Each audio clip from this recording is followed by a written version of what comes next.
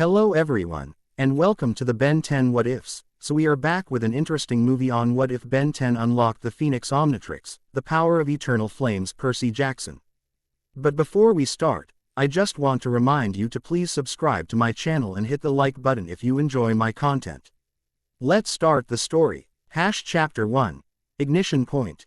The meteor streaked across the night sky in a brilliant azure arc, defying all predictive models Ben had programmed into his tracking equipment.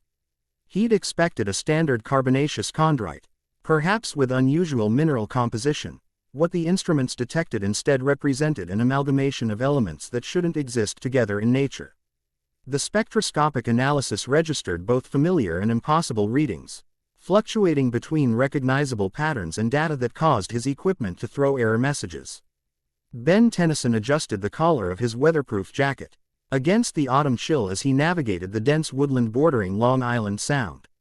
At 23, he bore little resemblance to the cocky 10-year-old who had once stumbled upon the original Omnitrix. Years of combat, study, and loss had tempered his features into something harder, more focused. His green eyes tracked the trajectory calculations on his tablet with practiced precision as P. In needles crunched beneath his hiking boots. 30 degrees northeast, impact approximately half a mile ahead, he muttered, comparing the tablet's readings with his handheld detector. The device, his own creation, measured exotic particle emissions and had been lighting up like a Christmas tree for the past hour. Whatever you are, you're definitely not from the neighborhood. 5 years had P. asked since he'd lost the Omnitrix during the battle with Maltruant. 5 years of rebuilding his life without alien powers, channeling his energy into understanding the universe rather than defending it. The astrophysics program at Empire State University had welcomed his unconventional theories about extraterrestrial energy signatures, theories informed by experiences his professors could never know about. A distant crash echoed through the trees, followed by a pressure wave that rustled leaves and sent nocturnal creatures scattering. Ben quickened his pace, navigating by moonlight and the glow of his instruments. The familiar surge of adrenaline felt like greeting an old friend, his body remembering what his mind tried to forget. The crater appeared suddenly as he crested a small ridge, 30 feet in diameter and smoldering at its center. The impact site steamed in the cool night air. But what captured Ben's attention wasn't the disturbed earth or shattered trees, it was the pulsing crimson light emanating from the crater's heart. Definitely not your average space rock, he whispered, recalibrating his scanner. The readings fluctuated wildly. Electromagnetic anomalies, thermal inconsistencies, and radiation patterns that shifted between familiar alien signatures and something older. Something that reminded him of the time Kevin had absorbed energy from an ancient artifact they'd encountered in Greece. Ben approached cautiously, years of experience having taught him the value of patience. The glowing object at the center was partially embedded in the earth, roughly the size of a softball. Its surface shifted between metallic and crystalline, geometric patterns flowing across it like living circuitry. His detector suddenly emitted a high-pitched whine before shorting out completely. Screen cracking as if crushed by invisible pressure. Ben dropped the useless device and reached for his phone instead, intending to contact Grandpa Max. Old habits died hard when the object pulsed again. Brighter this time. I know better than to touch the mysterious glowing thing, Ben said to himself, even as he found himself taking another step forward. This is literally how every problem in my life started. The object responded to his voice, its glow intensifying. Geometric patterns reconfigured, and the outer shell began to separate along invisible seams. Ben took an instinctive step back as the device unfolded like a mechanical flower, revealing a core that shimmered with energy that was neither entirely flame nor electricity. In that moment, Ben realized his mistake. He wasn't looking at a meteor at all, but something manufactured, something that had been carefully designed to appear as a natural phenomenon until it reached its destination.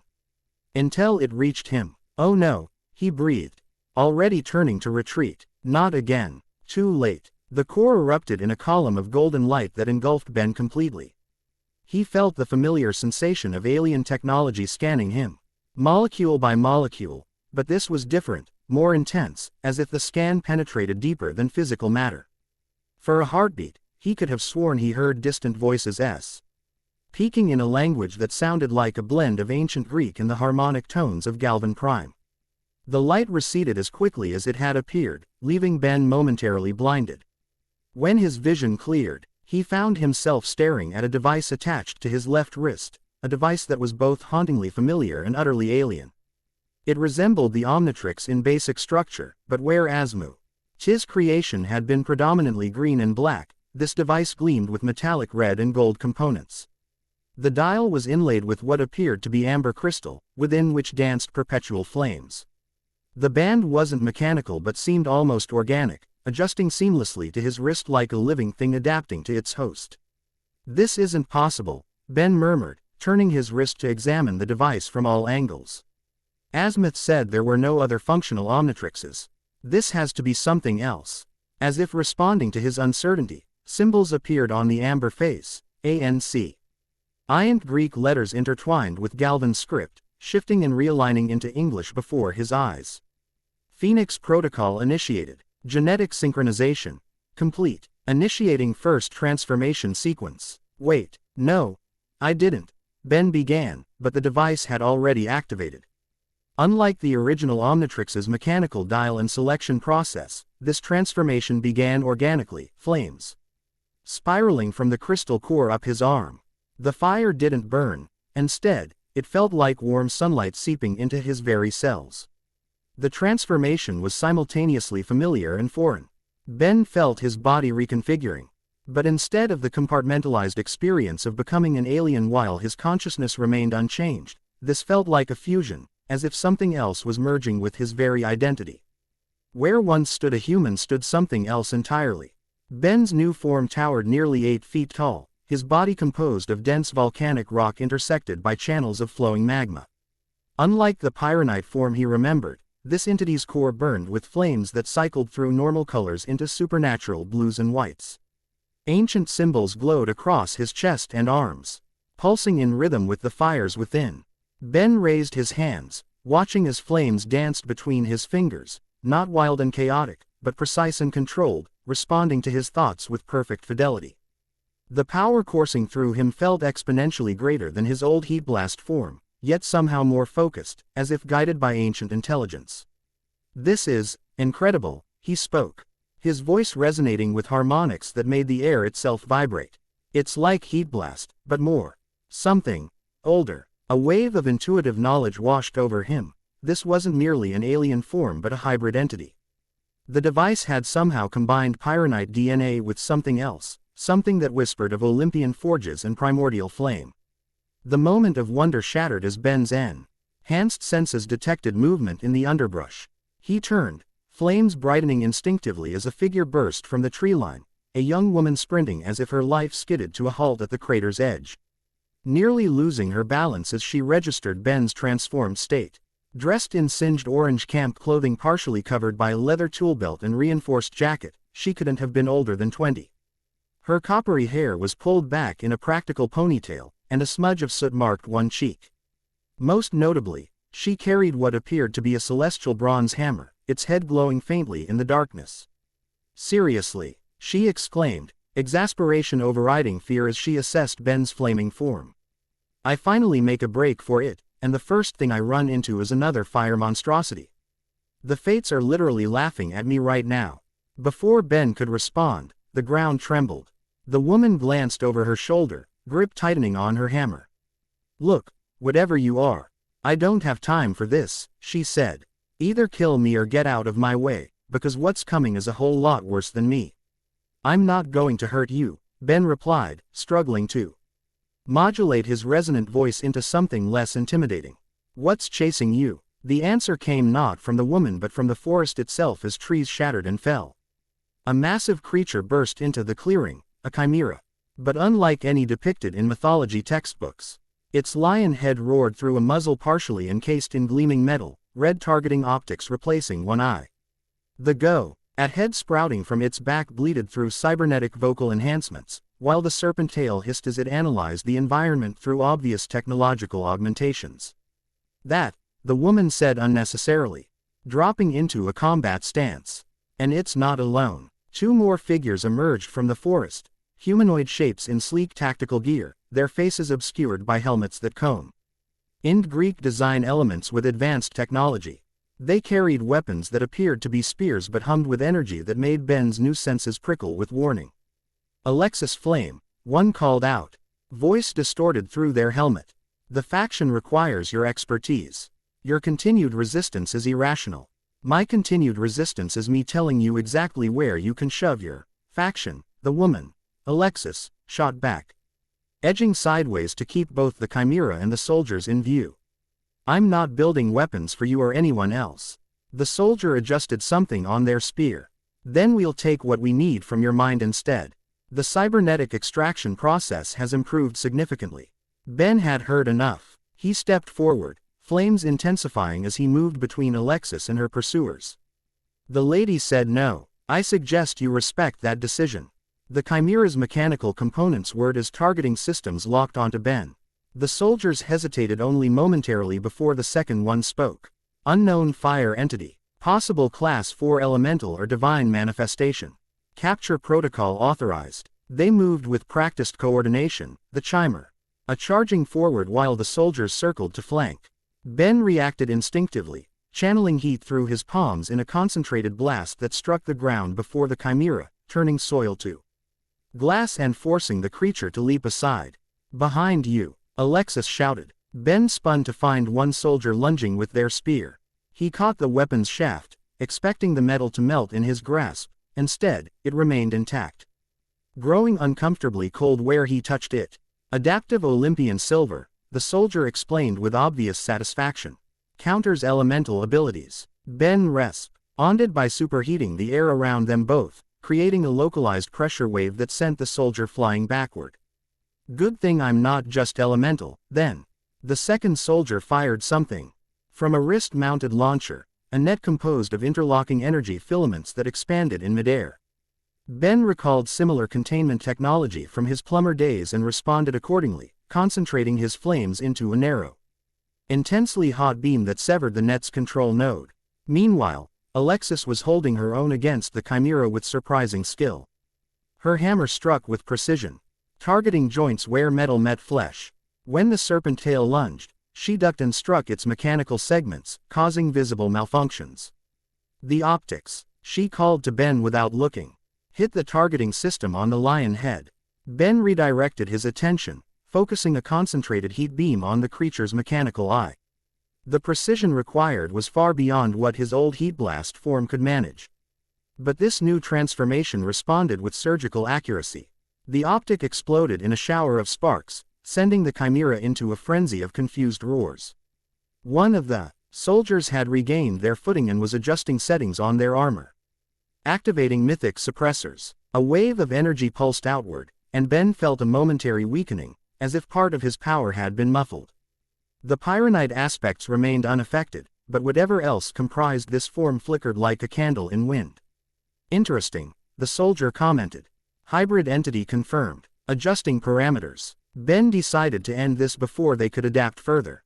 Drawing on instinctive knowledge that came with this form, he slammed his fists into the ground and channeled power downward. Fissures spread outward, glowing with intense heat as controlled thermal expansion fractured the battlefield on calculated vectors. The earth beneath the soldiers and Chimera destabilized, creating a momentary advantage. Ben seized it, launching himself toward Alexis with surprising speed and agility. "We need to leave," he said, landing beside her. "They're analyzing my abilities too quickly." Alexis eyed him warily, hammer still raised. "And why exactly should I trust you, flame face?" "Because I'm not trying to kidnap you," Ben suggested. Then more urgently as the Chimera began recovering its balance, "Look. I can get us out of here, but you need to decide now." She hesitated only a second before nodding curtly. "Fine. But try anything, and you'll find out why they call me Flame." Ben had no time to ponder that statement as he scooped her up, careful to modulate his body temperature, and launch them both skyward on a column of propulsive fire. Alexis swore creatively in what sounded like ancient Greek, clinging to his rocky form as they ascended above the tree line. Below, the soldiers were already reporting into communication devices. The Chimera released a Mechan, ically enhanced roar that echoed across the forest. "They can track heat signatures," Alexis warned, wind whipping her words away. "And mythological energy patterns." Ben nodded, adjusting his trajectory eastward toward the sound. Then we'll give them too many signatures to follow. He arced their flight path downward, aiming for the coastline visible in the distance. As they descended, Ben Fei LT the transformation beginning to destabilize, not from any time limit as with the original Omnitrix, but from the peculiar energy drain of the mythic suppressors. They landed on a narrow strip of beach, Alexis immediately putting distance between them as Ben's form began to flicker with unstable energy.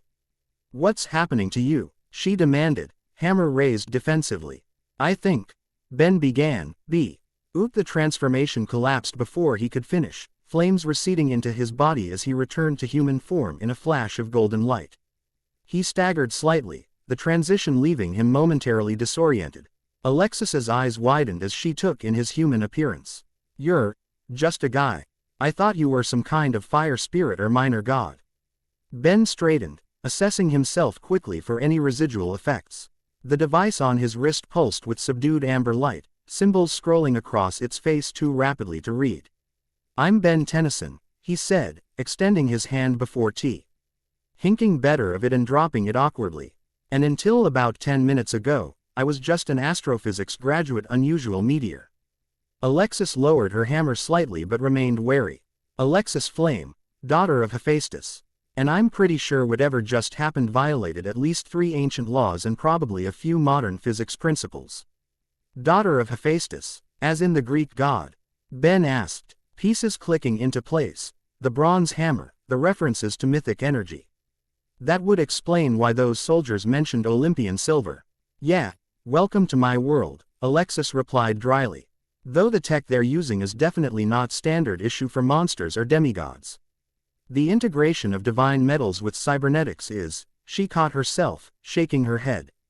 "Not important right now. What matters is they're still tracking us, and you just lost your fiery transformation thing." Ben glanced at the device on his wrist, which had settled into a steady amber glow. "I don't think I've lost it permanently. This device, it's called an Omnitrix, or something similar. It allows transformation into different forms. Like the powers of a shapeshifter?" Alexis asked skeptically. "More like genetic recombination technology," Ben explained, then registered her blank look.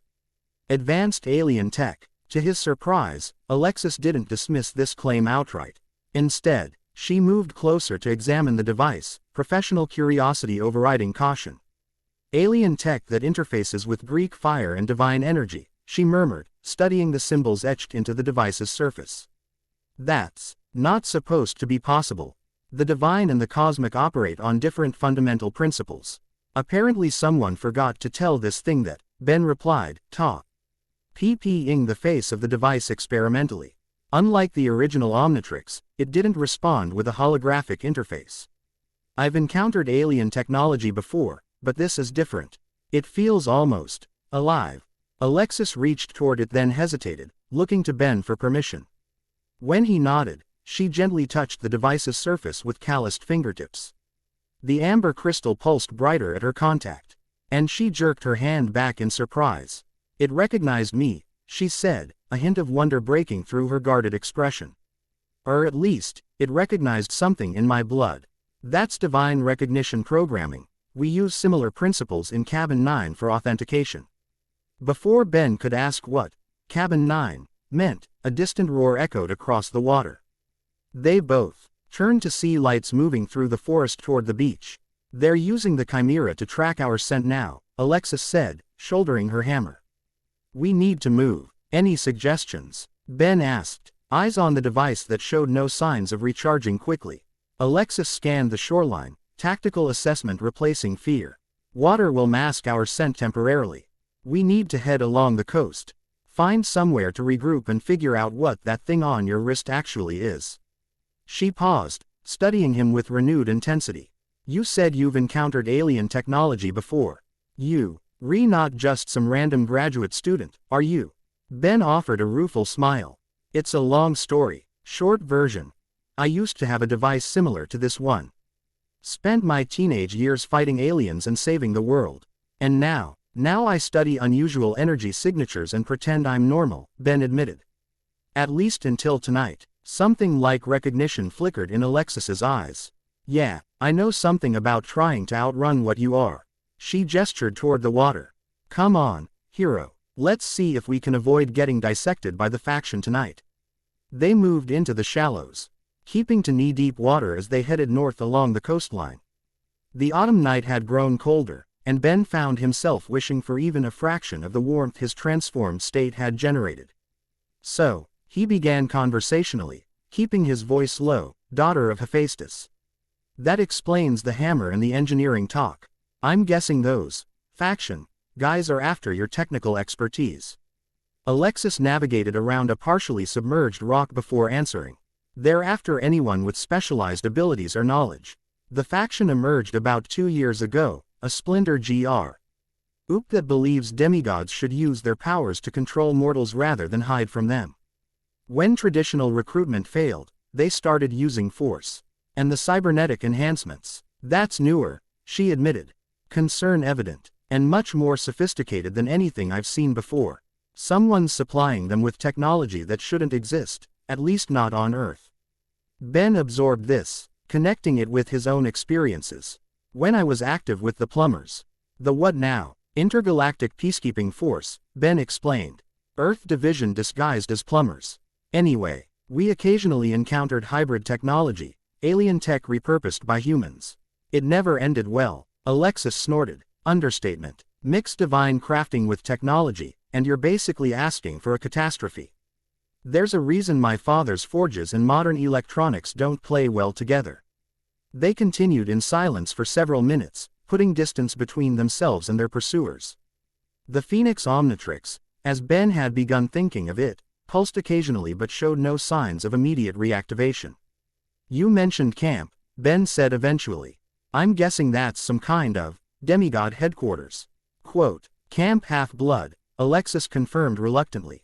Safe haven and training ground for demigods. Been there since I was 12. A hardness entered her voice. Was planning never to go back. Running away. Strategic relocation, she corrected sharply, then sighed. But yeah, essentially. Got tired of being nothing but my father's daughter, expected to follow his path exactly. The camp counselors talk about finding your own way, but they still put you in a cabin based on your parent and expect you to excel at their specialties. Ben understood that better than she might realize. I know something about living up to expectations. When I was 10, I found the original Omnitrix by accident. By 11, half the galaxy knew my name. By 15, I was making life or death decisions that affected entire planets. Sounds rough, Alexis said, but without the skepticism he'd grown accustomed to when sharing edited versions of his past.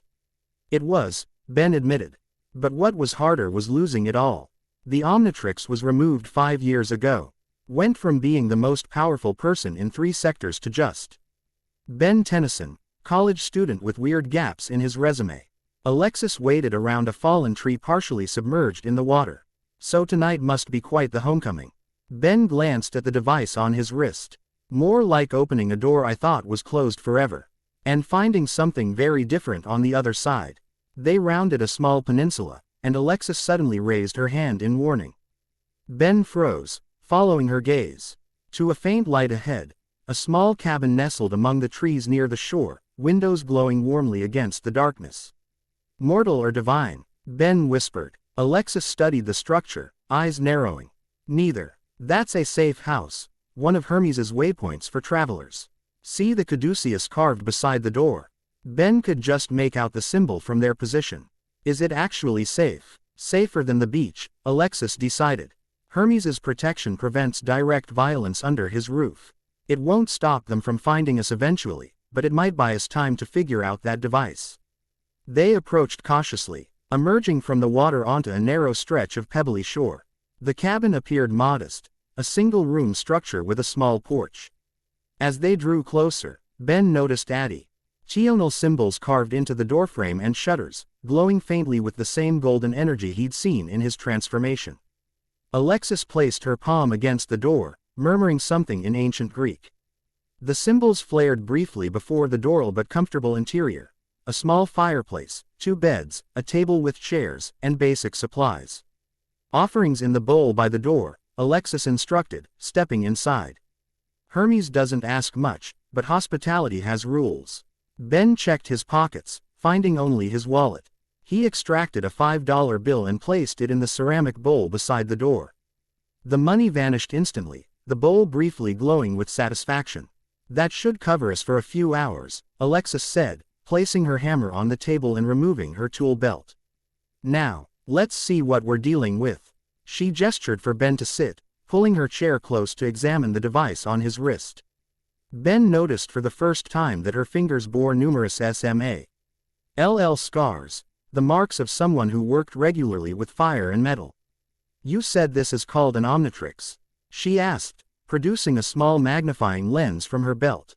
"The original was," Ben explained. "This seems similar in function but very different in design. The interface, the transformation process, it's all more fluid." Alexis hummed thoughtfully, examining the amber crystal at the device's center. "This isn't just decoration. It's actually crystallized Greek fire, the eternal flame variant that can only be forged in my father's deepest furnaces. But it's been modified somehow, reconfigured at a molecular level." "The transformation felt different too," Ben added. "With the original Omnitrix, I became the alien species completely. My mind stayed mine, but the body was pure pyronite, the fire alien. This felt more like a fusion. Like something was added to the pyronite DNA. Divine essence," Alexis murmured, sitting back. "The faction soldiers called you a hybrid entity. That's what they've been researching, ways to combine different power sources. But they've been focusing on technological integration with divine abilities, not whatever this is." Ben flexed his wrist, watching as the device responded with a subtle pulse of light. "So this combines alien DNA with divine power. How is that even possible?" Alexis ran a hand through her hair, dislodging her ponytail. "Technically, it shouldn't be. The gods and their powers exist on a different metaphysical plane than physical matter. That's why demigods like me can bend certain natural laws, we're bridges between realms. But to integrate that with extraterrestrial genetic material..." She shook her head in wonder. "Someone very clever and very powerful built this thing." The fire in the hearth crackled suddenly, flames leaping higher before settling into a more regular pattern. Both Ben and Alexis tensed, watching as the shadows seemed to shift independently of the fire's movement. "We're not alone," Alexis whispered, reaching slowly for her hammer. "No," came a soft voice from the darkest corner of the cabin. "But neither are you in danger, children." The shadows coalesced, forming the silhouette of a woman that gradually gained substance and color. She appeared middle-aged with silver-streaked dark hair and eyes that shifted between warm brown and glowing amber. Her simple dress seemed woven from smoke and flame, edges perpetually dissolving and reforming. Alexis immediately slid from her chair to one knee, head bowed. "Lady Hestia." Ben remained seated, uncertain of protocol B. Recognizing the name from mythology classes. The goddess of the hearth and home regarded him with ancient eyes that seemed to peer directly into his soul. "Benjamin Tennyson," she said, her voice like kindling catching flame. "The wielder returns to his mantle, though changed by time and experience." "You know who I am?" Ben asked, then added belatedly, should I bow or something?" A smile warmed Hestia's ageless face. "I am not one who demands obeisance, child. And yes, I know you, as I know all who tend the fires that bring light to darkness." She turned her attention to the device on Ben's wrist, her expression growing more serious. "The Phoenix Omnitrix has awakened after centuries of dormancy. Its return was foretold, though the timing remains concerning." "You know what this is?" Ben asked, extending his wrist toward her. "What it's meant to do?" Hestia approached, her movements creating no sound on the wooden floor. She examined the device without touching it, the flames in the hearth responding to her proximity by burning brighter. "It is a creation of collaboration," she explained, "forged when the barriers between realms were more permeable. Your Galvan Cr. Aftsman Asmuth was not the first of his kind to visit Earth, nor was he the first to recognize humanity's potential." Alexis remained kneeling but looked up with undisguised curiosity. "The Omnitrix was created by gods and aliens working together. Not this particular device," Hestia clarified. "But its conceptual ancestor, yes. Long before the first Olympian Council, when elder gods still walked freely among mortals." Visitors from distant stars shared knowledge with Earth's divine entities. The exchange was mutual and fruitful, until hubris led to conflict. She gestured to the Phoenix Omnitrix. This artifact was created during that golden age of cooperation, designed to serve as both tool and safeguard. It contains fragments of 10 divine fire entities merged with compatible extraterrestrial genetic sequences, a perfect synthesis of cosmic and divine potential. Ben absorbed this information, connecting it with his earlier transformation experience. That's why it felt different. I wasn't just becoming an alien. I was merging with some kind of fire god. A lesser divine entity, Hestia corrected gently. What you experienced was a fusion with Pyros, an ancient fire spirit who served in my brother Hephaestus's forges before the first Titanomachy. Alexis finally rose to her feet, professional curiosity overcoming reverence. Lady Hestia, the integration of divine essence with alien genetic material should be impossible according to everything we understand about metaphysical boundaries. Hestia's smile held secrets as old as civilization. The boundaries between worlds are largely of our own making. Child of the Forge, they exist because we believe they must, because the alternative would be chaos. She turned back to Ben. The Phoenix Omnitrix chose you specifically, Benjamin Tennyson. Just as the original Omnitrix recognized your potential, this device sensed in you the rare capacity to bridge multiple realms without being consumed by any of them. But why now? Ben asked. Why did it suddenly appear after all this time? Hestia's expression darkened, the fire in the hearth dimming correspondingly. Because the barriers are thinning once more. And see, NT forces stir on both sides of the veil, some who would reunite what was separated, others who would exploit the connection for power. The faction your young friend flees is merely a symptom of larger forces at work. She moved toward the door, her form becoming less substantial with each step. I have stayed too long already. My presence will draw attention. Remember, children, the hearth fire provides not only warmth but illumination. Look closely at what dwells in shadow. With those cryptic words, she dissolved into motes of golden light that flowed into the fireplace, leaving Ben and Ale's eyes staring at each other in stunned silence. So, Ben said after a moment, that just happened. Alexis collapsed back into her chair. Lady Hestia doesn't appear to mortals or even demigods without significant reason. For her to manifest directly, she looked at the Phoenix Omnitrix with new wariness. Whatever that thing is, it's important enough to draw an Olympian personally. Ben flexed his wrist, watching as the device's amber crystal pulsed in response. She said it chose me specifically. That it contains 10 divine fire entities merged with alien DNA. He looked up at Alexis. In my experience, when gods and advanced technologies start taking personal interest in you, trouble isn't far behind. Understatement of the century, Alexis agreed, running calculations behind her stand what this device can do, and fast. The faction isn't going to stop hunting us, and if Lady Hestia is concerned about ancient forces stirring, we're dealing with something much bigger than rogue demigods with fancy tech.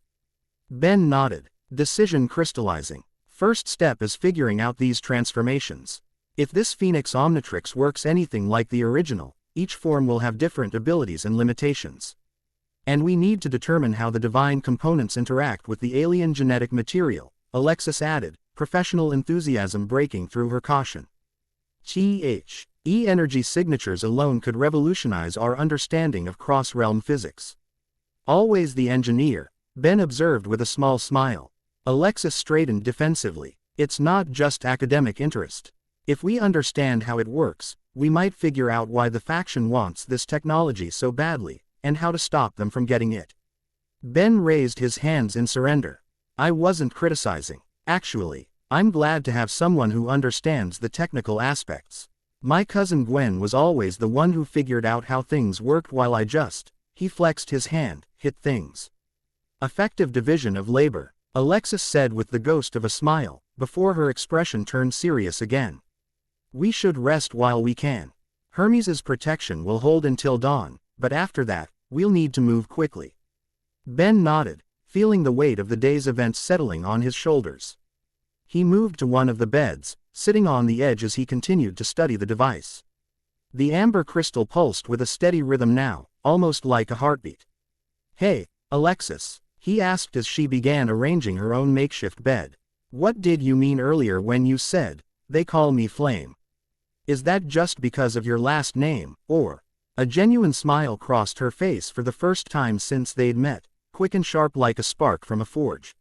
She extended her hand, palm up, and concentrated briefly. Flames flickered to life above her skin. Not normal fire but something that burned with metallic hues of copper and gold. Child of the Forge God, she explained, closing her fist to extinguish the flames. Fire immunity comes standard. The ability to create and shape flame takes practice. She nodded toward the Phoenix Omnitrix. Nothing compared to what you were throwing around earlier. But it's kept me alive. It's impressive, Ben said honestly. In my experience, having the right skill at the right moment beats raw power every time. Alexis seemed to assess the sincerity of his comment before nodding once in acknowledgement. She turned away, beginning to check her tools and hammer for damage, a practiced routine that spoke of years of careful maintenance. Ben lay back on the bed, arm raised to study the Phoenix Omnitrix in the firelight. Its amber surface reflected the flames, creating the illusion of movement beneath the crystal, like something alive and awake, watching from within. Elsewhere, across distances both physical and metaphysical, the energy surge from Ben's first transformation had indeed been detected by interested parties, just as Alexis had warned. In a laboratory built into the side of a mountain, monitors displayed energy signatures and temporal distortions. A figure in a white coat studied the readings with clinical interest. Noting the unique harmonic patterns that indicated divine cosmic fusion. The Phoenix Protocol has activated, they reported to a shadowed presence that occupied a seat at the head of the room. Initial synchronization was successful. Genetic compatibility exceeds predictions. The shadowed figure leaned forward slightly, light catching on a metallic mask that covered half their face. The vessel, Benjamin Tennyson, the scientist confirmed, former wielder of the original Omnitrix. Cosmic manipulation experience, extensive. Divine exposure, minimal. Interesting, the masked figure mused, tapping metal-encased fingers against the armrest. Azimuth's champion now holds the key to what Azimuth himself could never achieve. The convergence of realms that he deemed too dangerous to pursue. The faction encountered resistance during retrieval, the scientist continued. The vessel has already achieved pyro synchronization and demonstrated adaptive control. Additionally, he's accompanied by Alexis Flame, daughter of Hephaestus. Her genetic proximity to divine forge energy may accelerate the Phoenix Omnitrix's calibration. The masked figure stood, moving to the monitors to study the energy patterns personally. Perfect. The Forge-born will provide essential insights even without her cooperation. Dispatch the enhanced acquisition team. I want both the vessel and the engineer brought to me intact. And if they resist, a cold smile formed beneath the mask. Then they will learn why mortal carriers of divine fire should fear those born of its shadow. Across the continent, in a facility hidden beneath a seemingly ordinary plumbing supply warehouse, another alarm activated.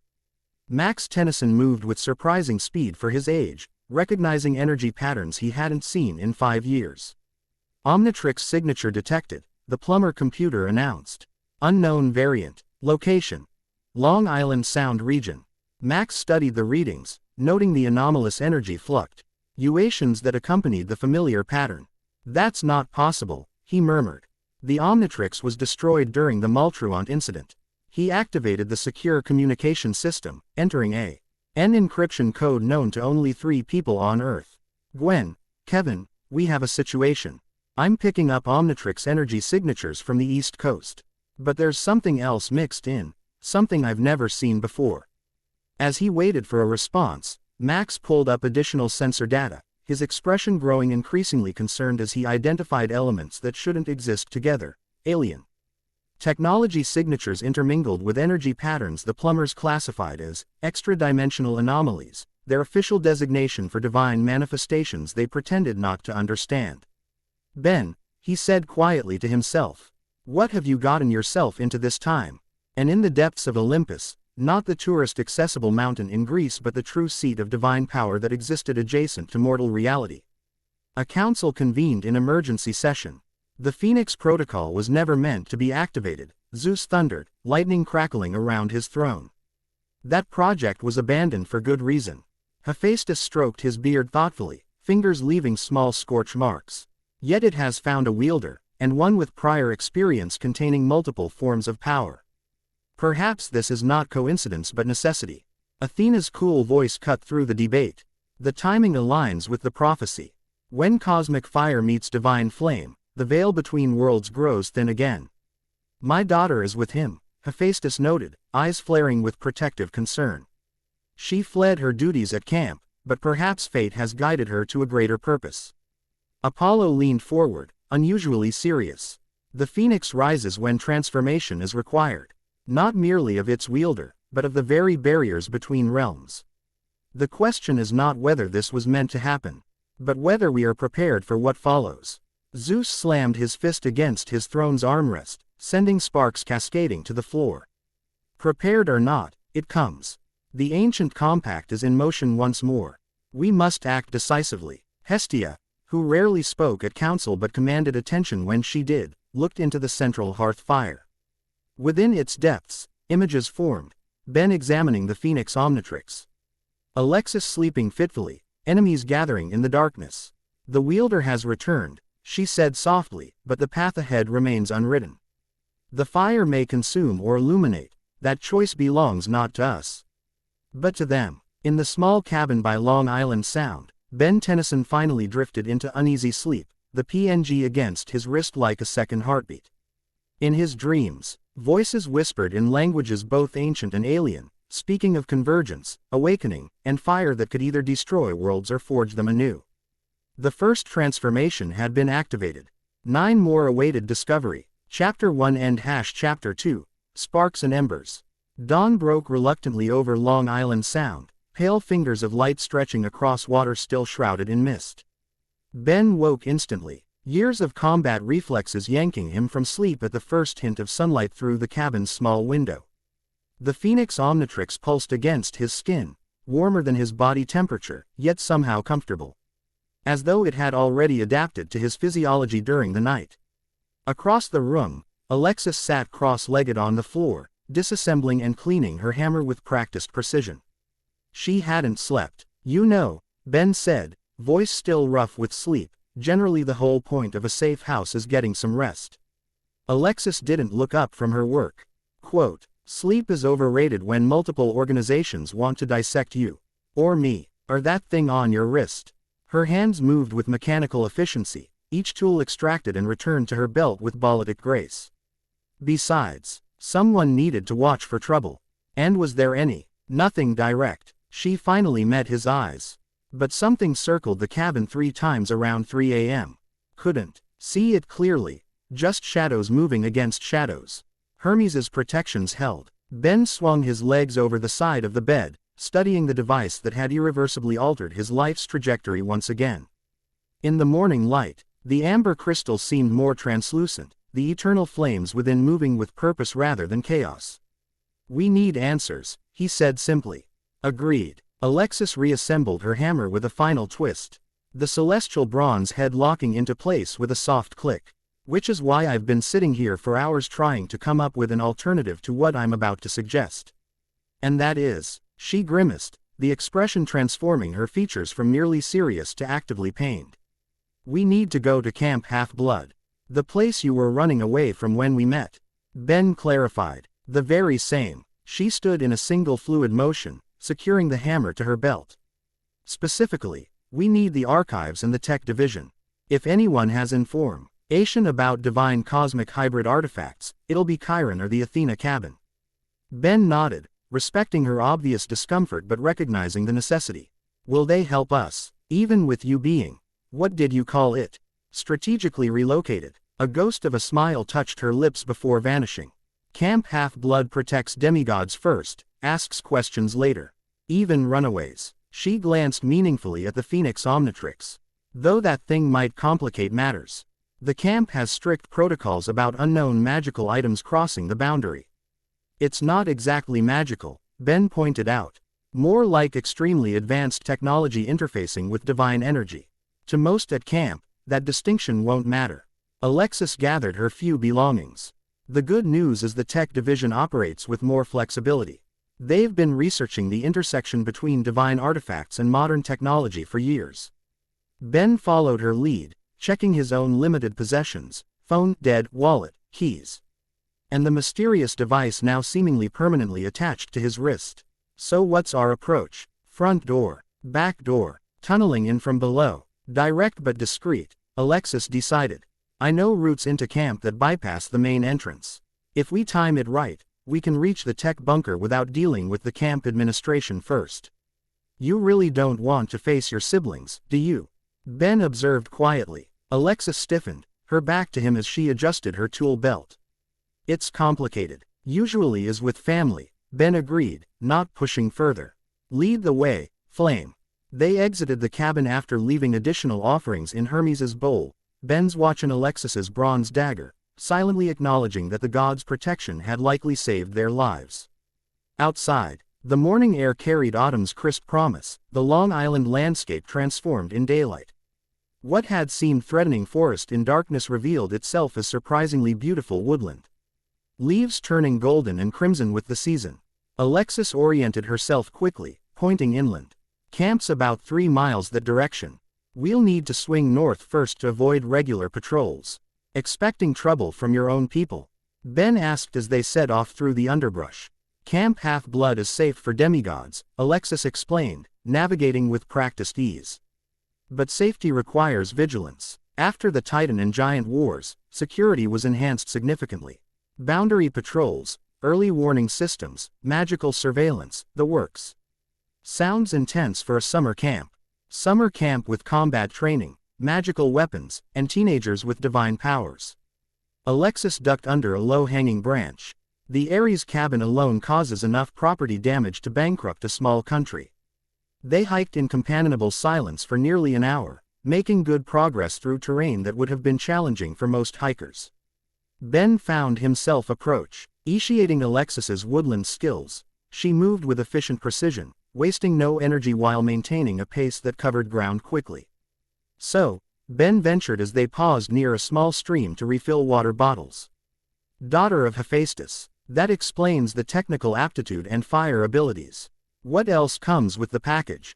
Alexis considered the question while testing the water's clarity. Enhanced crafting abilities. Give me the right materials, and I can build practically anything mechanical. Fire resistance. Not immunity, but close enough. Instinctive understanding of structural integrity, material properties. She capped her water bottle with unnecessary force. And expectations. Lots of those. Ah, Ben said, recognizing the familiar weight in her voice. The legacy burden. Exactly. She looked genuinely surprised at his understanding. Everyone assumes you'll follow your parents' footsteps perfectly.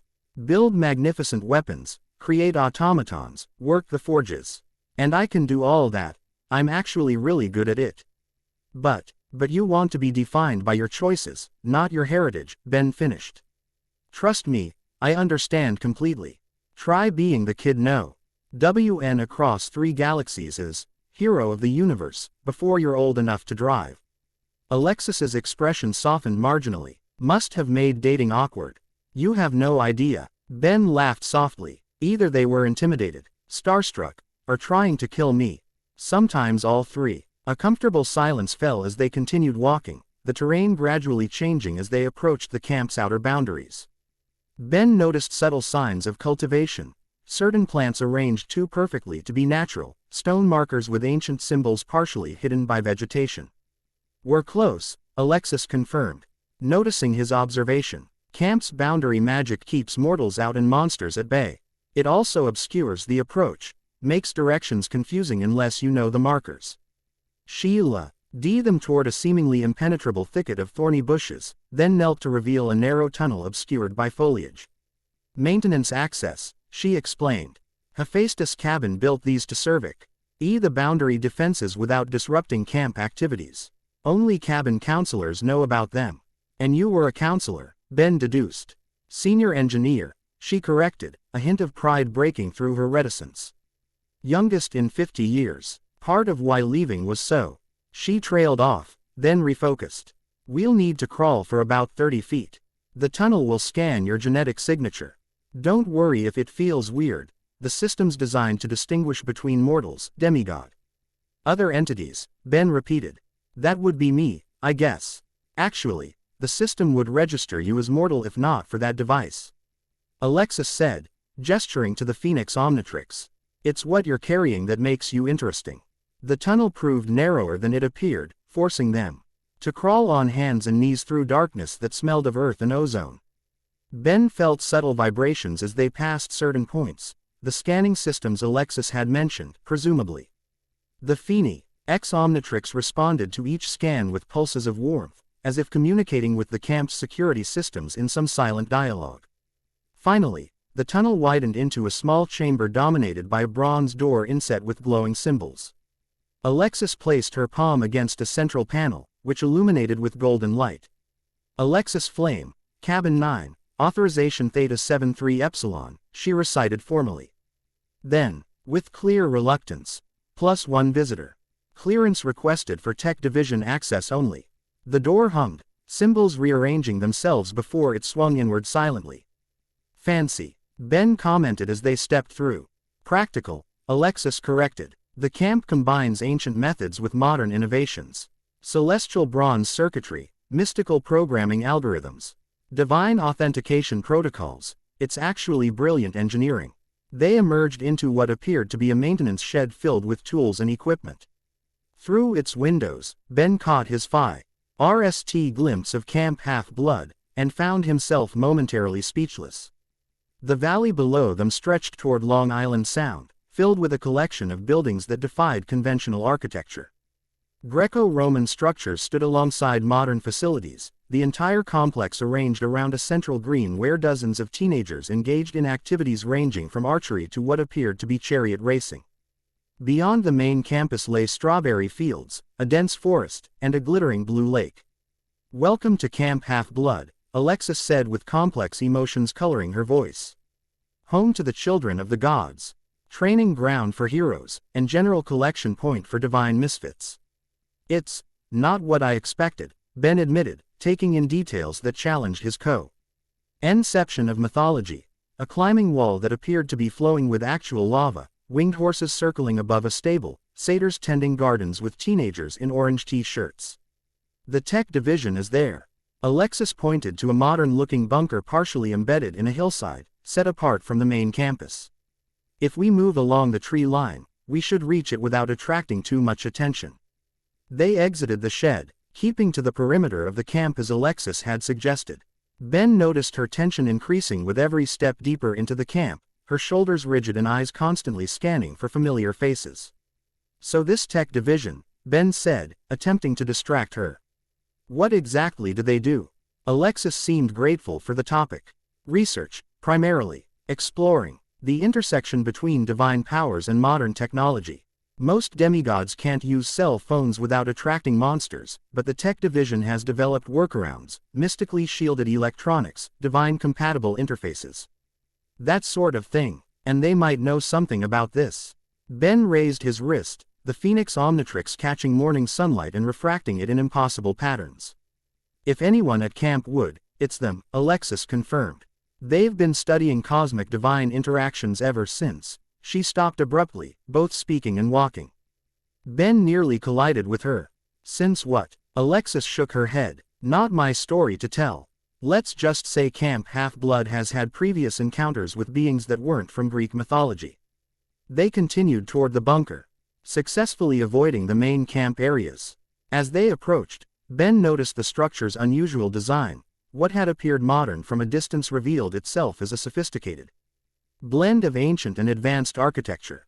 The walls incorporated celestial bronze plating alongside what looked suspiciously like alien alloys, while the entrance featured both Greek symbols and mathematical equations etched into its surface. Alexis pressed her palm against an authentication panel similar to the one in the tunnel. This time, however, the response was unexpected, a soft alarm tone and red illumination. "Access suspended," announced a female voice from hidden speakers. Alexis Flame. Authorization revoked following unauthorized departure from camp boundaries. Security protocols require administrator override. "Sticks," Alexis swore softly. "They locked me out faster than I expected." Before they could determine an alternative approach, the bunker door slid open. A young woman stepped out. clipboard in hand and expression shifting rapidly from annoyance to shock to calculation. "Alexis Flame," she said, voice cool and controlled. "Returning from your strategic relocation, already? That must be a new record. What's it been, 36 hours?" The newcomer was perhaps 20, with deep brown skin and striking blue-green eyes that seemed to shift like ocean currents. Her black hair was styled in intricate braids interwoven with what appeared to be small shells and coral fragments. She wore the standard orange Camp Half-Blood t-shirt beneath a lab coat decorated with embroidered wave patterns. "Maya," Alexis greeted stiffly. "I need access to the archives." "Fascinating," Maya replied, attention shifting to Ben, or more specifically, to the device on his wrist. Her professional demeanor intensified. "And you've brought an unauthorized visitor with an unregistered magical artifact directly to our secure research facility." "Bold choice." "It's not magical," Ben and Alexis said simultaneously. Maya raised an eyebrow. "Divine cosmic hybrid technology with autonomous adaptation capabilities and integrated mystical components." She gestured with her clipboard toward the Phoenix Omnitrix. "Our perimeter sensors detected its energy signature an hour ago. Particularly interesting harmonic pattern. Fire-based but with unusual stability metrics." Ben blinked, reassessing the woman before him. "You determined all of that from remote sensing." A hint of pride crossed Maya's features. "I specialize in energy signature analysis. Particularly the intersect-on of elemental and technological patterns." She extended her hand professionally. "Maya Rivers, Legacy of Poseidon, head of the Anomalous Energy Division." "Ben Tennyson," he replied, shaking her hand. ND and noting both her firm grip and the faint scent of ocean that seemed to accompany her.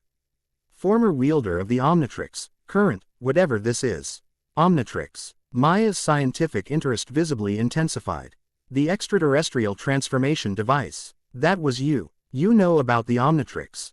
Ben asked, surprised. "Theoretically," Maya confirmed. "We've been collecting data on non-mythological energy signatures for years. The Omnitrix registered on our systems multiple times before disappearing approximately 5 years ago." Her gaze sharpened. "And now you're here with something similar but fundamentally different. How fascinating." Alexis cleared her throat pointedly.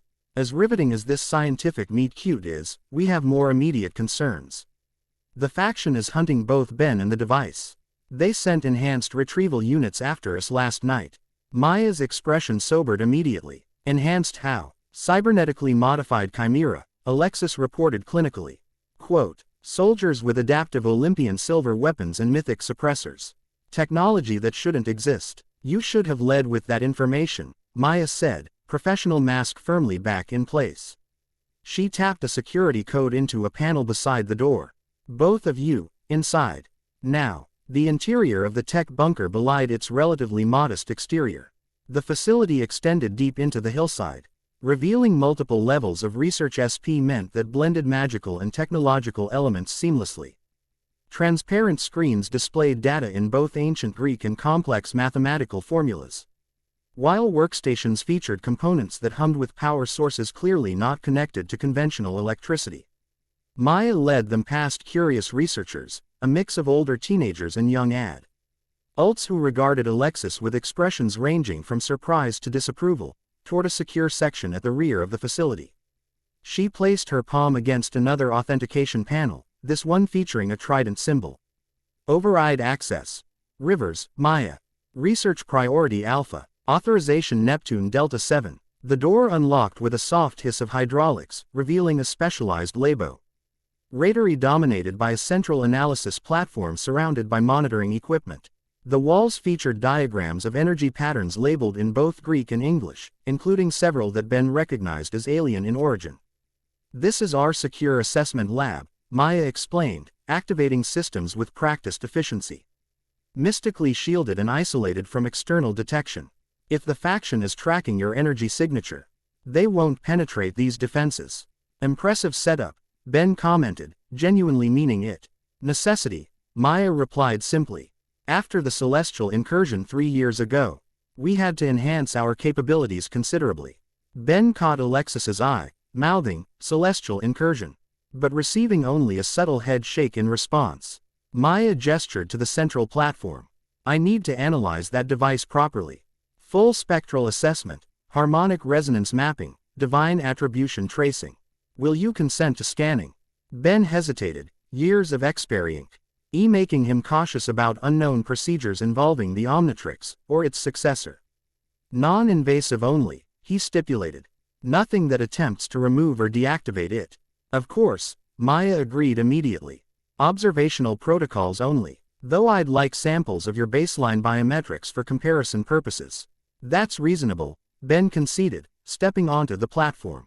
Maya activated the scanning systems, which hummed to life with multicolored light. Beams of energy, some visible, others detectable only by the subtle warmth or tingling they produced, began systematically mapping the Phoenix Omnitrix and, by extension, Ben himself. Fascinating, Maya murmured, studying real-time data appearing on surrounding screens. The integration with your biological systems is significant, amply more advanced than theoretical models of the original Omnitrix. It's not merely attached to your wrist, it's establishing connections with your nervous system, cardiovascular network, even cellular structures. Is that dangerous? Alexis asked, studying the data with professional interest of her own. Not immediately, Maya replied, focused on her readings. But the progressive integration suggests eventual genetic reconfiguration is possible. The device appears to be adapting you to itself as much as it's adapting to you. Ben frowned at this assessment. That doesn't sound like the original Omnitrix protocols. Azimuth designed it specifically to prevent genetic contamination of the user. This isn't Azimuth's design, Maya pointed out, manipulating the data displays to highlight specific patterns. The core architecture has similarities, but the fundamental approach is different. See these harmonic resonances. They match patterns we've recorded from divine artifacts, particularly those associated with primordial fire entities. She expanded one particular display, showing a three-dimensional model of energy flowing between the Phoenix Omnitrix and Ben's body. The device isn't just storing alien genetic material, it's creating a synthesis between alien DNA, divine essence, and your human genetics. A three-way integration that shouldn't be theoretically possible. Lady Hestia said something similar. Ben recalled that it contained fragments of 10 divine fire entities merged with compatible extraterrestrial genetic sequences. Maya nearly dropped her tablet. Lady Hestia appeared to you personally last night, Alexis confirmed. At the Waypoint cabin, she seemed concerned about the device's reappearance. With good reason, came a new voice from the laboratory entrance. All three turned to find a centaur standing in the doorway, his lower half a white stallion's body, his upper half a middle-aged man with kind eyes and a weathered face. His beard was neatly trimmed, and he wore a tweed jacket that somehow didn't look out of place despite his unusual anatomy. Chiron, Alexis acknowledged, tension evident in her posture. Miss Flame, the centaur replied with gentle reproach. Your departure caused considerable concern. Your siblings have been searching the surrounding areas since yesterday evening. Guilt flashed across Alexis's features before being suppressed. I left a note. Gone to find my own path. Don't follow. Is hardly informative, Chiron observed dryly. His attention shifted to Ben, studying him with eyes that reflected centuries of wisdom. And you must be Benjamin Tennyson. Your reputation precedes you, though I confess I expected someone taller, more impressive, less ordinary, Ben suggested with a self-deprecating smile. More burdened, Chiron finished unexpectedly. Few carry the weight of worlds and maintain such clarity in their gaze. He approached the platform, his hooves making Sir Percy NGLY little noise on the laboratory floor. May I? Ben nodded permission, and Chiron examined the Phoenix Omnitrix without touching it, his expression growing increasingly troubled. The Phoenix Protocol, he murmured. I had hoped never to see it activated in my lifetime. You know what this is? Ben asked. I know of it, Chiron corrected. Few living beings remember its creation directly. I was young even by Centaur standards when the collaboration between realms ended. He straightened, addressing all three of them. This requires consultation of the restricted archives. Maya, please continue your analysis. Alexis, your technical expertise will be needed. Mr. Tennyson, if you would accompany me. Ben stepped off the scanning platform, exchanging glances with Alexis, who nodded slightly in reassurance. The archives contain our oldest records, Chiron explained as he led Ben from the laboratory. materials predating Greece itself, preserved through divine intervention and considerable effort. What you carry on your wrist appears in our most ancient warnings. They moved through the tech bunker toward what appeared to be a conventional elevator at the far end. Chiron SSED his palm against the authentication panel, then spoke a phrase in language so ancient it made Ben's ears ring slightly. Forgive the discomfort, the centaur apologized. Some protections require the original tongues to activate properly. The elevator doors opened to reveal a platform large enough to accommodate Chiron's equine body comfortably. As they descended, Ben found himself struck by the surreal nature of his situation, standing beside a mythological being, discussing ancient divine alien collaboration, while wearing a device that could transform him into hybrid entities of cosmic power. This isn't my first experience with the unexpected, Ben commented, but it might be the most mythologically complex. Chiron's eyes crinkled with genuine amusement. Indeed, though from what I understand of your history, you've walked unusual paths before. Perhaps that's why the Phoenix Omnitrix sought you specifically. Everyone keeps saying it chose me, Ben noted. The original Omnitrix was more of a cosmic accident. Quote, was it? Chiron asked mildly, or was that particular accident orchestrated by forces beyond even Azimuth's considerable understanding? Before Ben could pursue that unsettling thought, the elevator doors opened onto a space that defied easy description. At first glance, it resembled a traditional library with shelves of books and scrolls. Closer in SPM, ethods that bent conventional physics, some texts floating in contained fields of energy, others preserved in substances that shifted between solid and liquid states, and still others existing as RNS of light that formed and reformed continuously. The eternal archives, Chiron announced. Where we preserve knowledge too dangerous or valuable to risk losing, and too dangerous to leave unguarded. He led Ben to a central reading area where a circular table dominated the space. Its surface appeared to be liquid bronze, rippling gently despite the absence of movement in the room. Place your wrist upon the table, Chiron instructed. The Mnemosine interface will access relevant information directly. Ben complied cautiously. The moment the Phoenix Omnitrix touched the liquid bronze, the surface stilled. Then began to glow with increasing intensity. Symbols formed in the metal. First Galvan script, then ancient Greek, followed by pictographs older than any human civilization, Orangian. G themselves in concentric circles around the point of contact. Images began to appear in the bronze, holographic projections rising from the surface with startling clarity. Ben recognized technologic schematics intertwined with what appeared to be ritual configurations, mathematics blending seamlessly with mystical symbolism. The Phoenix Protocol, Chiron narrated as the images shifted, was conceived during the Age of Collaboration, a brief period approximately 12,000 years ago when visitors from distant stars established diplomatic relations with Earth's divine entities. The projection showed beings Ben recognized as evolutionary ancestors of modern Galvan working alongside figures glowing with internal light, gods in their primal forms, before human interpretation shaped their appearances. The visitors brought knowledge of genetic manipulation and technological advancement, Chiron continued. The divine beings offered understanding of metaphysical energies and dimensional manipulation. Together, they created marvels that transcended either discipline alone. The images shifted to show a prototype device that clearly informed both the original Omnitrix and its Honix successor, a mechanism designed to bridge biological, technological, and metaphysical domains. They believed they could create perfect harmony between realms, Chiron said, his voice tinged with ancient sadness. A synthesis that would allow life to transcend its original limitations without losing its essential nature. The projection darkened, showing conflict, battles between gods and aliens. Energies tearing through reality itself. But power creates temptation, the centaur continued. Some among both groups sought dominance rather than collaboration. The technology was weaponized. Divine forces that should never have been contained were harnessed for destruction. The resulting conflict nearly shattered the barriers between dimensions. Ben watched as the images depicted final confrontation, combined forces of aliens and gods working together to seal breaches in reality, containing the damage at tremendous cost. When the conflict ended, it was agreed that such collaboration was premature, Chiron explained. The visitors departed Earth, and the gods established stronger boundaries between realms. Most hybrid technologies were destroyed or sealed away. The Projection focused on a single device, recognizably the Phoenix Omnitrix in an earlier form, being secured in what appeared to be a container made of pure energy. But one prototype was preserved as both warning and failsafe, Chiron said. The Phoenix Protocol, designed to activate only if the barriers between realms were threatened once more.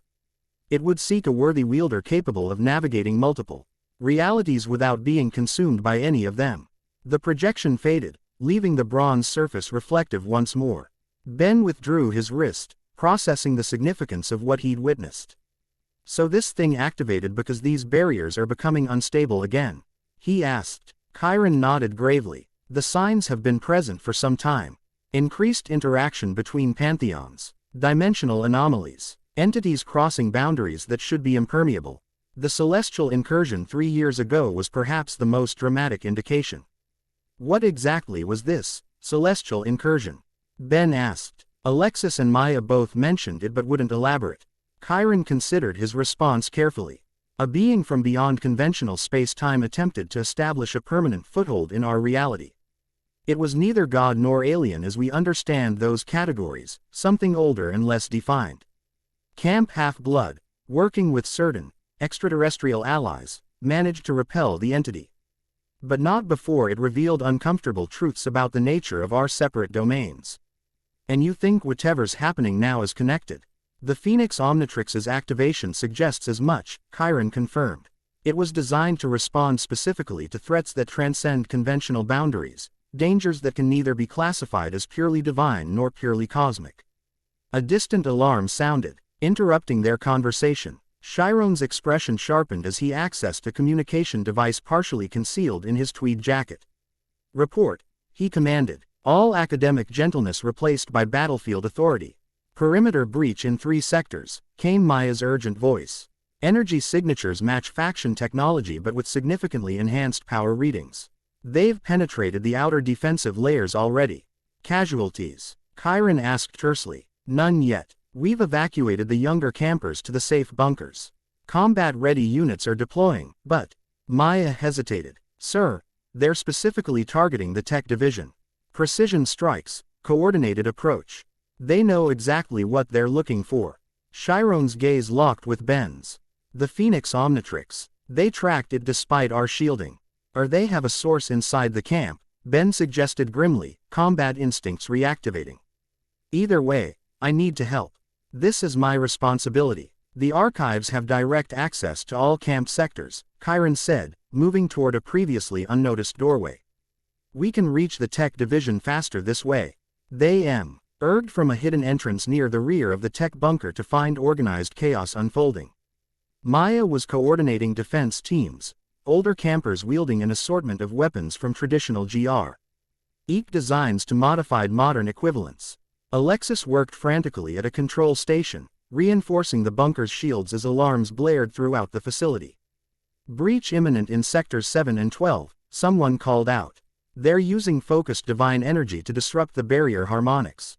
Reroute power from the auxiliary generators, Maya ordered. Reinforce the vulnerable sections with double-layered resonance fields. She spotted Ben and Chiron, relief evident in her expression. They're coming in force, at least 30 combatants with enhanced weaponry, plus what appears to be mechanically modified mythological creatures. Like the chimera we encountered, Ben confirmed, examining the tactical displays. The attackers were employing a 3-pronged assault strategy recognized from military operations, 2 visible attack vectors creating distraction while a third, smaller team approached from an unexpected angle. There, he pointed to a seemingly minor breach point on the eastern perimeter. That's their actual target. The other attacks are diversions. Maya studied the pattern and nodded sharply. You're right. They're creating a corridor directly to this facility. I need to transform. Ben decided. The Phoenix Omnitrix should have recharged by now. The energy output will make you their primary target, Alexis warned, joining them at the tactical display. Good, Ben said simply. Better me than the campers. He examined the device on his wrist, which now pulsed with Steke, the original Omnitrix with its mechanical dial and selection system. This interface seemed to respond more to intent than physical manipulation. Ben focused on accessing its transformation capability, and the crystal face illuminated in response. "I need something tactical," he murmured. "Something that can counter their approach." The device's surface shifted, amber crystal becoming translucent as symbols formed within it, Greek letters intertwining with Galvan's script to create a new pattern. Ben felt knowledge flowing into his mind. Capabilities, limitations, instinctive understanding of a form he'd never accessed before. "This might work," he said, placing his other hand over the device. Everyone stand back. The transformation process initiated differently than before. Instead of flames spiraling outward from the device, the amber crystal seemed to liquefy and flow over Ben's body like molten glass. The sensation was neither painful nor pleasant, merely strange, as if his physical form were being reinterpreted rather than replaced. Where Ben had stood moments before now crouched a being of contradictions. Approximately human-sized but with distinctly inhuman proportions, its body appeared simultaneously solid and fluid. Primarily deep sun in coloration with veins of golden energy pulsing beneath a surface that resembled both reptilian scales and liquid metal. Its eyes glowed with the same amber light as the Phoenix Omnitrix, which had seemingly integrated into the center of its chest rather than remaining on the wrist.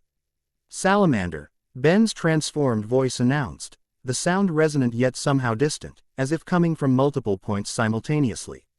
Appropriate selection. Maya's scientific fascination momentarily overcame tactical concerns. Extraordinary adaptation. The mythological salamander combined with, what alien basis? Nalgian destructor DNA, Ben replied, the knowledge coming instinctively. Reconfigured for controlled spatial manipulation rather than destruction. Alexis studied his new form with professional assessment. Capabilities. Ben held out a hand, palm upward. A sphere of amber energy coalesced above it, expanding to create a window-like opening that showed a different location within the camp, the eastern perimeter where he'd identified the true attack vector. Portal creation and transit, he explained. Thermal tracking, fire immunity and limited manipulation. Interdimensional perception. The last one means what exactly?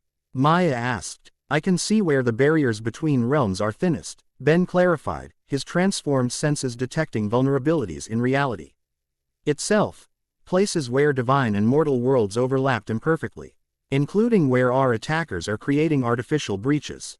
He expanded the portal, stabilizing its edges. I can transport defenders to counter their approach. And I can seal the weaknesses they're exploiting. Chiron nodded approval. Maya, assemble your best combat team. Alexis, coordinate from here, your technical express. Artize is needed to maintain our defenses. Mr. Tennyson, Salamander, you may have just given us the advantage we need. The next 20 minutes unfolded in controlled chaos as Ben transported Def Enders to critical positions throughout the camp's perimeter. The salamander form proved ideally suited to counter the faction's strategy. Its portal creation abilities allowed rapid response to each breach attempt, while its interdimensional perception identified vulnerabilities before they could be fully exploited. Ben found himself working seamlessly with Camp Half-Blood's defenders despite never having trained with them. Maya coordinated water-based countermeasures with remarkable precision, demonstrating why her Poseidon legacy status wasn't merely honorary.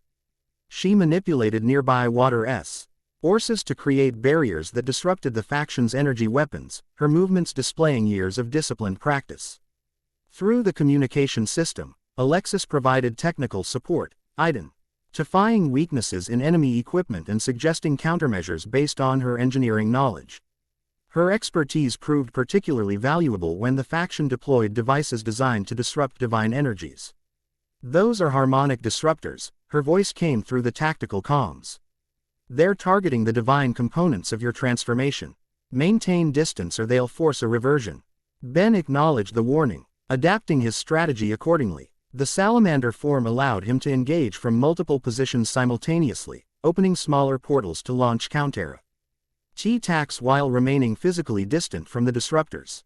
Eastern sector secure, Maya reported after a particularly intense skirmish. They're retreating from direct engagement. Not retreating, Ben corrected, his enhanced perception detecting a shift in energy patterns.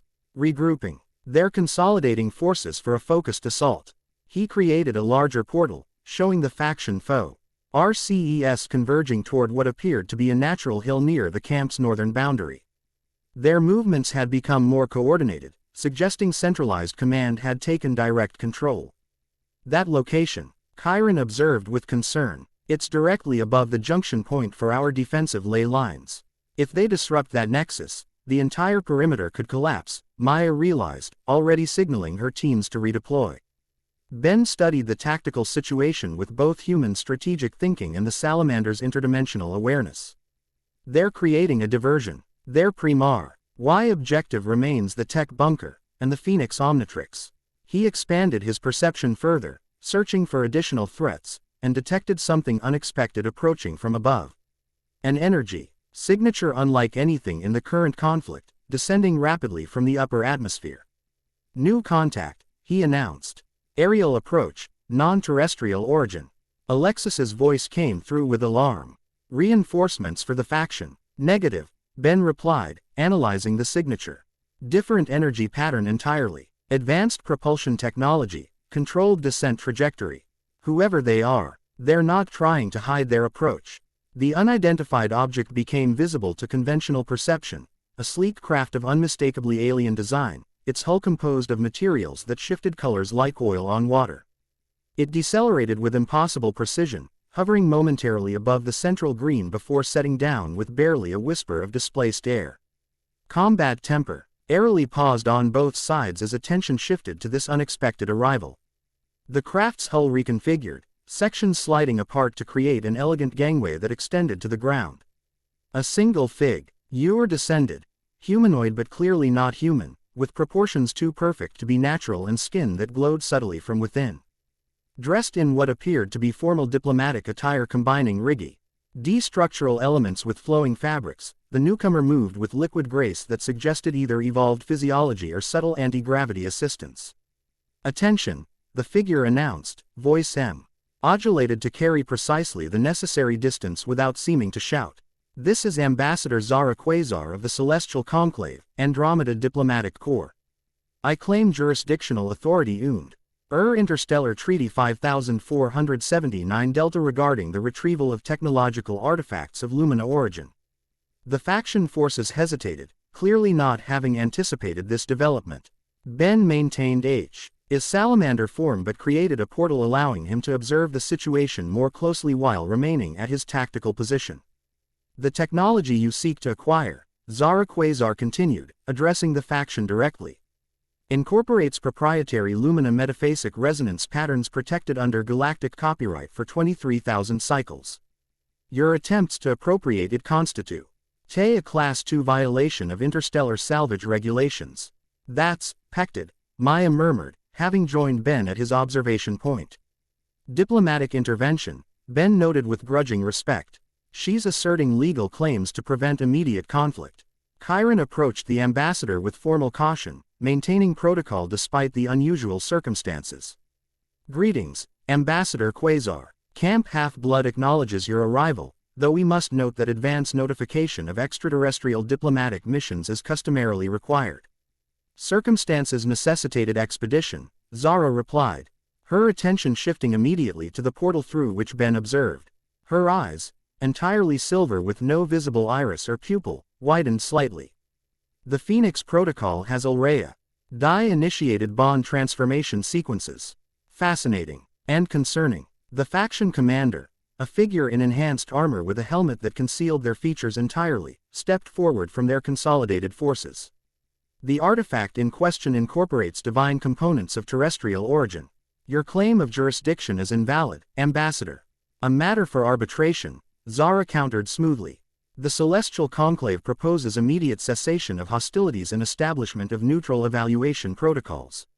Ben recognized the diplomatic maneuvering for what it was, a sophisticated attempt to de-escalate immediate conflict while establishing position for longer negotiation. He expanded his portal and stepped through, bringing his salamander form directly into the confrontation zone. Or, he suggested, amber eyes fixed on the faction commander, you could all recognize that the Phoenix Omnitrix has already chosen its wielder and accept that fact. Zara Quasar turned toward him, Silver eyes assessing his transformed state with scientific precision. Salamander configuration. Nalgian base spliced with primordial fire entity.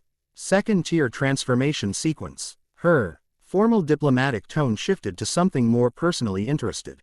You've achieved stable integration remarkably quickly for a species with your neurological architecture. I've had practice, Ben replied simply. The faction commander made a sharp gesture, and their forces began repositioning subtly, not retreating but adopting a more defensive formation. The Phoenix Protocol requires proper oversight. Its power cannot be entrusted to a single individual, particularly one with no understanding of its true purpose. And I suppose you understand its purpose perfectly. Ben challenged. Better than most, the commander responded. The Phoenix Omnitrix is not merely a transformation device, it's a key to reuniting domains that should never have been separated. The power to restore what was broken in ancient times, or to break what remains intact, Chiron interjected gravely. The boundaries between realms exist for good reason, Commander. Reasons based in fear rather than vision, the commander retorted. Imagine a world where divine power flows freely through technological channels, where humanity ascends beyond its limitations through proper guidance, with the faction providing that guidance. Naturally, Ben observed dryly. The commander inclined their head slightly. Those with understanding have responsibility to lead. I've heard that justification before, Ben said. Usually from the least qualified to make that judgment. Zara Quasar stepped forward, reclaiming control of the diplomatic exchange. While philosophical differences remain to be resolved, immediate conflict serves no productive purpose. The Celestial Conclave proposes a 72-hour consultation period during which all parties refrain from aggressive action regarding the Phoenix Protocol device. The faction commander seemed to consider this, then made a subtle gesture to their forces. We will withdraw temporarily, but make no mistake, the Phoenix Omnitrix must fulfill its purpose. One way or another, with precision that suggested extensive military training, the faction forces began a coordinated retreat, maintaining defensive formations until they passed beyond the camp's outer boundaries. Their departure left an uneasy tension in the air, not victory, merely postponement. Once they had withdrawn completely, Maya ordered her teams to reinforce the camp's parry. Meet her and attend to the minor damage inflicted during the assault. Chiron turned his full attention to Zara Quasar, his expression a careful blend of diplomatic courtesy and wariness. Ambassador, W.H. Eel, we appreciate your timely intervention. Camp Half-Blood must insist on clarification regarding your interest in this matter. Of course, Zara agreed readily. Though perhaps such discussions would be more productive in a secure environment. The technology in question has sensitive implications. Ben, still in salamander form, created a small portal beside him. The tech bunker has appropriate facilities, and Alexis should be part of this conversation. Agreed, Chiron said. Ambassador, if you would accompany us. Zara inclined her head in graceful acknowledgement. As they walked toward the bunker, Ben studied their unexpected ally more carefully. The ambassador's species, Lumina, she had called them, possessed a physical beauty that seemed almost deliberately engineered, with proportions that suggested evolutionary optimization rather than natural development. Her movements demonstrated both perfect efficiency and subtle grace, while her silver eyes missed nothing of their surroundings. Your transformation appears stable, she observed, matching pace beside him. Most impressive for a first-time integration with salamander configuration. The Phoenix Protocol typically requires significant adaptation periods. As I said, I've had practice, Ben replied. The original Omnitrix gave me plenty of experience with genetic reconfiguration. Ah yes, Azimuth's creation, Zara said. A note of something complex coloring her voice, respect mingled with what might have been disappointment. A remarkable achievement, though fundamentally limited by his philosophical constraints. You knew Azimuth? Ben asked, surprised. Not personally, Zara clarified. But his work is well documented in Conclave archives. He visited the Andromeda Galaxy during his early research phase, consulting with Lumina metaphysicists regarding transformation stabilization techniques. A subtle smile touched her perfect features. He rejected our more innovative suggestions regarding integration depth. They reached the tech bunker, where Alexis awaited them at the entrance. Her expression remained neutral, but Ben detected the slight tension in her posture as she assessed their alien visitor. "Welcome back," she greeted them, eyes lingering on Ben's transformed state. "The defensive systems are stabilized. No permanent damage to our infrastructure. Thanks to your coordination," Ben acknowledged, earning a brief look of surprise from Alexis before her professional mask returned. Inside the facility, Maya had already prepared the secure conference room, a space designed for sensitive discussions with appropriate privacy protections. As they entered, Ben allowed his transformation to revert, the salamander form dissolving into motes of amber light that flowed back in to the Phoenix Omnitrix now visible once more on his wrist. Zara watched the process with undisguised scientific interest. Fascinating. The reintegration pattern suggests significantly more advanced recall algorithms than the original Omnitrix design.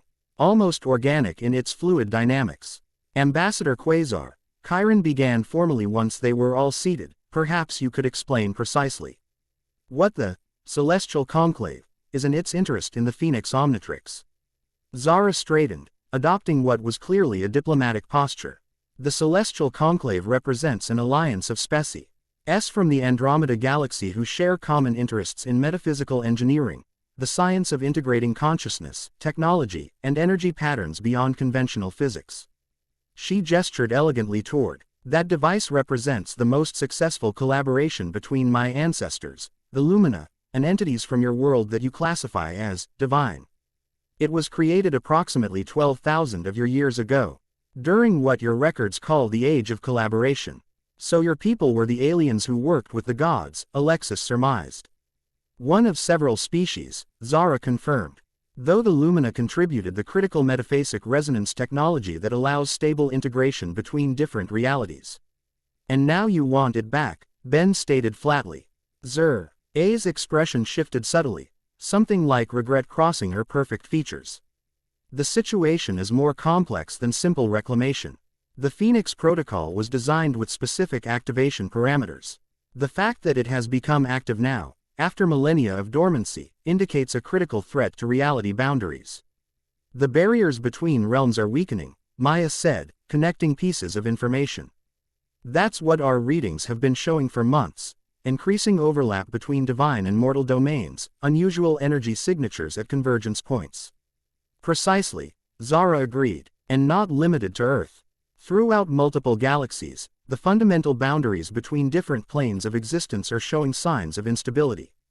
The Conclave detected the Phoenix Protocol's activation energy signature and dispatched me immediately to assess the situation."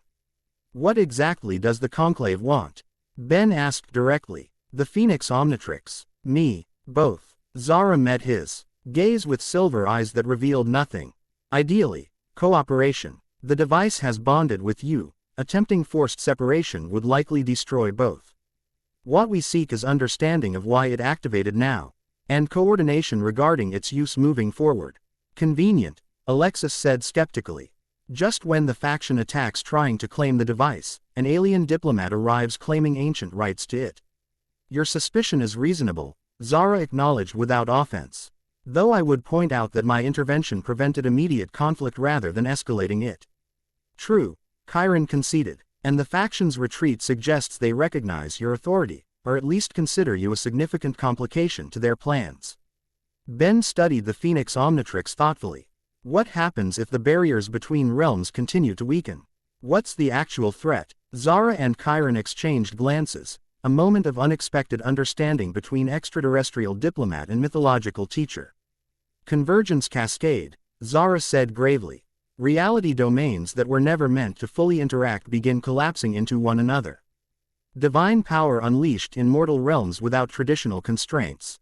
Cosmic forces disrupting metaphysical balances established over millennia. Chaos," Chiron simplified, "not merely disorder, but primordial chaos, the state from which all creation emerged and to which it may return if fundamental boundaries fail." "That sounds appropriately apocalyptic," Ben observed. "And the Phoenix Omnitrix is supposed to prevent this. How, exactly?" "It was designed as both diagnostic tool and potential solution," Zara explained. "Its transformations allow the wielder to experience and understand different aspects of the convergence problem. In theory, once all 10 forms are mastered, the wielder gains sufficient perspective to identify the source of the instability. And then what? Alexis asked. What's the actual fix? Zara hesitated. The first sign of uncertainty she displayed. The historical records are incomplete on that point. The original creators left multiple possible resolution paths depending on the nature of the barrier degradation. Convenient. Alexis muttered again. Maya, who had been analyzing data on a tablet throughout the conversation, looked up with sudden intensity. There's something else. Energy signature of the Phoenix Omnitrix, it's not simply passive. It's actively scanning and mapping reality fracture points each time it transforms. Yes, Zara confirmed. The diagnostic function. It's creating a multidimensional map of barrier instabilities. But it's not just mapping them, Maya insisted, turning her tablet to display complex energy readings. It's responding to them. Okay at these harmonic patterns, they're adaptive, compensatory. Each transformation temporarily stabilizes nearby fracture points. Ben recalled the sensation he'd experienced as Salamander, the ability to perceive weaknesses in reality itself. She's right. When I was transformed, I could see where barriers were thin. And something about the transformation itself seemed to reinforce those areas. A containment function, Zara acknowledged. Temporary stabilization while the diagnostic process continues. But it's not a permanent solution. Chiron stroked his beard thoughtfully. So the Phoenix Omnitrix chose Ben. Is gradually adapting him to interface with multiple reality domains, and is simultaneously mapping barrier weaknesses while temporarily reinforcing them. All while potentially repairing him for some undefined final intervention. That about sums it up, Ben agreed wryly. Just another Tuesday for Ben Tennyson. Despite the tension, a brief smile touched Alexis's lips before she suppressed it. So what's our next move? The faction will regroup, probably with reinforcements and better intelligence about our defenses. And they won't be the only interested parties, Zara added. Once word spreads that the Phoenix Protocol has activated, others will come, both from your world and beyond. Ben made his decision. We need to understand this device better. That means assessing and mastering the remaining transformations, figuring out what each one can tell us about the barrier problem, and staying ahead of anyone trying to interfere. I concur, Chiron said.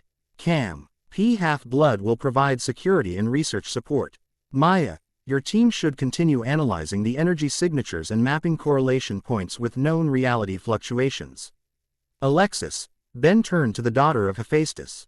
Your technical knowledge of both divine crafting and mechanical engineering makes you uniquely qualified to help understand the device's interface. Will you stay and help, even though it means remaining at camp?